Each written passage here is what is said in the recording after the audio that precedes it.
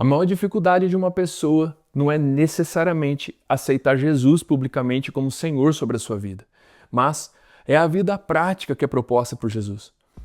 É por conta da proposta dessa vida de práticas transformadoras que muitas pessoas desistem do caminho.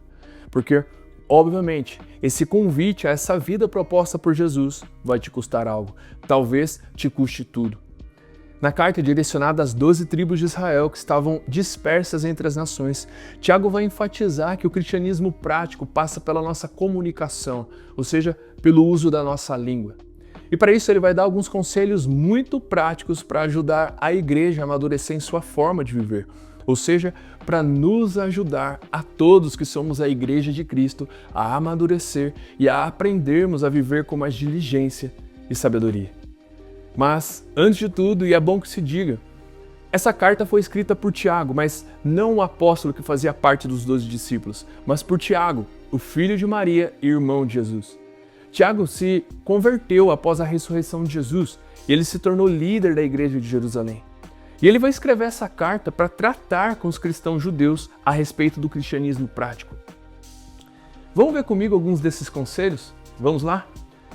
Primeiro conselho: seja tardio no falar. Tiago, no capítulo 1, no verso 19, está escrito: meus amados irmãos, tenham isto em mente, sejam todos prontos para ouvir, tardios para falar e tardios para se irar. Ou seja, pense bem antes de falar. Não se apresse antes de falar nada. Reflita antes de falar alguma coisa. Nós já aprendemos que a boca fala do que está cheio o nosso coração. E convenhamos, gente, nem sempre é necessário que saiba o que existe no nosso coração. Um coração que certamente está sendo trabalhado e amadurecido por Deus. Segundo conselho: tenha controle sobre suas palavras, refreie a sua língua. Tiago, no capítulo 1, no verso 26, vai dizer: se alguém se considera religioso, mas não refreia a sua língua, engana-se a si mesmo. Sua religião não tem valor algum. Então é aquilo, gente. Alguém que não controla o que fala, ele não pode ser exemplo para os outros. Ele não pode se apresentar como um modelo de vida para as outras pessoas, pelo menos não um modelo que vale a pena ser vivido. E um evangelho que vale a pena gastar a vida é aquele que apresenta para o mundo uma pessoa equilibrada, com bom senso, com domínio próprio.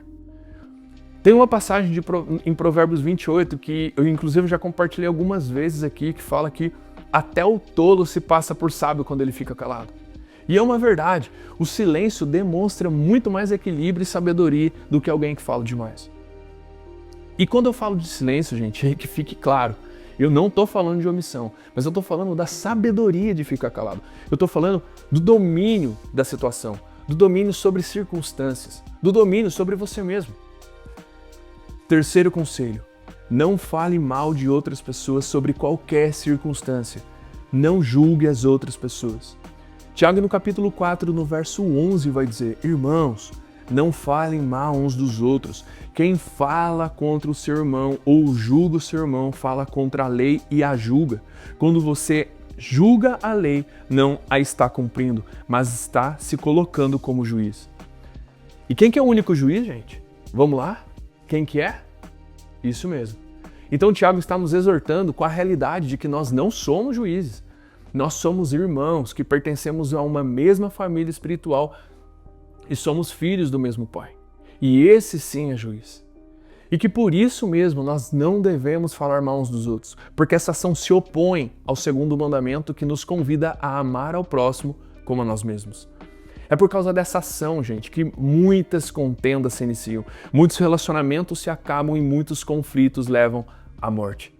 O que nos lembra de uma passagem de Provérbios 18 que nos diz que a morte e a vida está no poder da língua, e aquele que faz uso da língua comerá do seu fruto. É aquele negócio, gente, é melhor você ser dono do seu silêncio para não acabar sendo escravo das palavras que saíram da sua boca. Então, com a mesma boca você leva a vida, mas também pode levar a morte. Se é morte que sai da sua boca, a morte também vai te encontrar. Isso vale para o seu casamento, vale para a sua família, vale para os seus relacionamentos, para o seu trabalho, para os relacionamentos na sua igreja. Ou você controla a sua língua, ou a sua língua pode destruir a sua vida. Para fechar, eu quero ler um outro trecho aqui com vocês que enriquece ainda mais o nosso conteúdo, que também está na carta de Tiago, agora no capítulo 3, a partir do verso 1. Diz assim: Meus irmãos, não sejam muitos de vocês mestres, pois vocês sabem que nós, os que ensinamos, seremos julgados com maior rigor. Todos tropeçamos de muitas maneiras. Se alguém não tropeça no falar, tal homem é perfeito, sendo também capaz de dominar todo o seu corpo. Então, gente, muito embora essa carta seja direcionada para a igreja, esse ensino pode ser aplicado em vários contextos da minha e da sua vida. Se você é líder, não importa em qual esfera, se na igreja, se no trabalho, se em algum projeto ou organização, a responsabilidade que está sobre você é sem dúvida superior aos outros. E é por causa dessa posição que você ocupa que você é cobrado mais do que todos e certamente será julgado mais do que todos. Por isso a sua postura fala muito. Quando você pensa que você não está sendo visto, sim, você está sendo visto.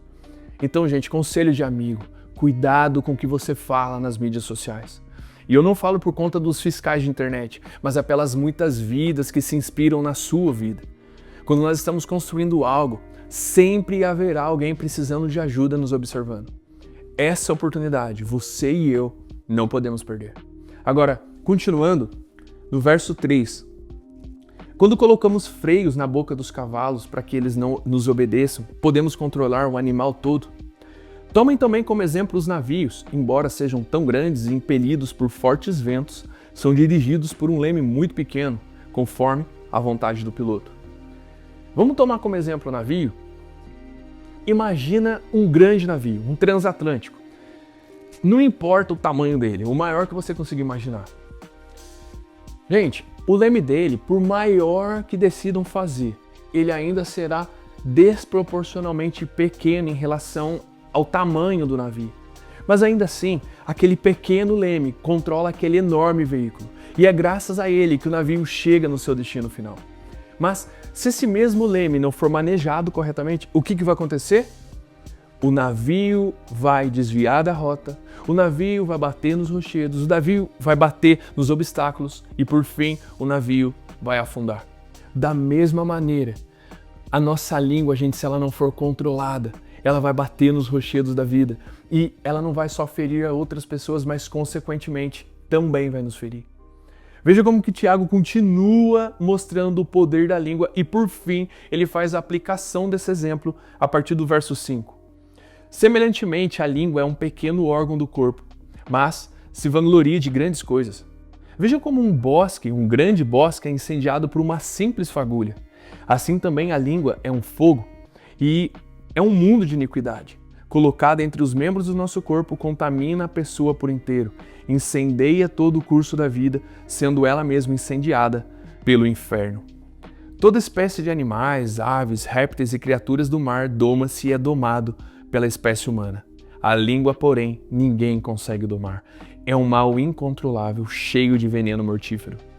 Com a língua bendizemos ao Senhor e Pai, e com ela amaldiçoamos os homens feitos à semelhança de Deus.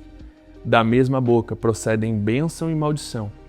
Meus irmãos, não pode ser assim. Meus amigos, sobretudo para você que chegou até esse ponto do vídeo, a palavra de Deus não nos dá indiretas. A palavra de Deus é direta com a gente. Ela é um convite para nós sermos a nossa melhor versão. Uma versão que expresse a vida do Filho de Deus aqui na Terra. Isso quer dizer que com a sua boca você pode abençoar. Você pode ter uma palavra terapêutica. As pessoas podem ser mais animadas com a vida ao passarem por você. Elas podem ser encorajadas a viver. Você pode ter em suas palavras a medicina e não o veneno. Com as suas palavras você pode unir e não separar. E você pode ser um construtor de pontes e não um cavador de abismos. E como diz o reverendo Hernandes Dias Lopes, você pode ser um ministro da reconciliação e um pacificador e não um gerador de conflitos e contendas. Tudo isso está no poder da sua língua. Que esse conteúdo encontre espaço no seu coração e na sua vida. Se você gostou desse conteúdo, então curta, comenta, se inscreve no canal e compartilhe com alguém que você ama. Que Deus abençoe sua vida. Fiquem todos com Jesus. Beleza? Falou, valeu, até. Até mais.